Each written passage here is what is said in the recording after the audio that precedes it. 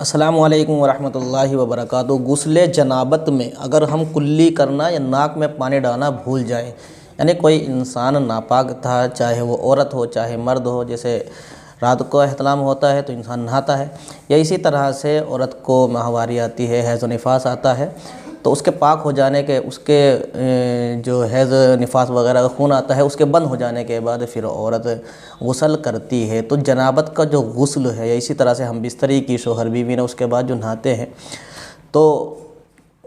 गुस्ल करते हैं। तो गुस्ल जनाबत में अगर हम कुल्ली करना भूल जाएं या इसी तरह से नाक में पानी डालना भूल जाएं और हमने पूरा नहा लिया, यानी हमने ना तो कुल्ली की ना ही गुस्ल किया, बल्कि बग़ैर कुल्ली के और बिना ही नाक में पानी डाले हुए हमने ऐसे ही अपने बदन पर पानी बहा दिया और हमें याद भी नहीं रहा कि हमने कुल्ली भी नहीं की, नाक में पानी नहीं डाला और हम ऐसे ही उड़ गए। और कभी कभी ऐसा होता है कि ऐसे ही इंसान भूल जाता है और फिर नमाज भी पढ़ लेता है। तो जब हमने कुल्ली नहीं की, नाक में पानी नहीं डाला, फिर अगर हमने नमाज पढ़ ली तो क्या हमारी नमाज होगी या नहीं होगी, और कुल्ली ना करने और नाक में पानी ना डालने की वजह से हमारा गुस्ल होगा या नहीं, क्या मसला है, इस वीडियो के अंदर मैं आपको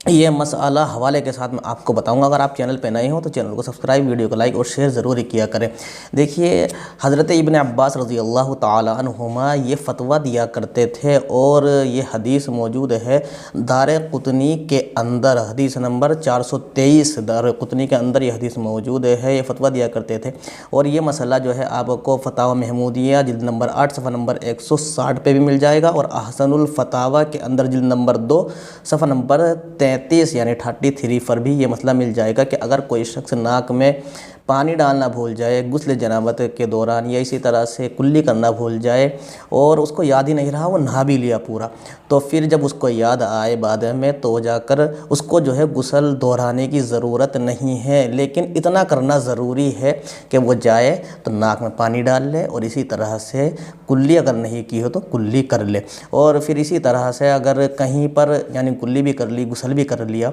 नाक में पानी भी डाल लिया था, लेकिन कोई बदन का हिस्सा ऐसा रह गया कि वो सूखा रह गया था, तो उसके लिए भी यही हुक्म है कि वो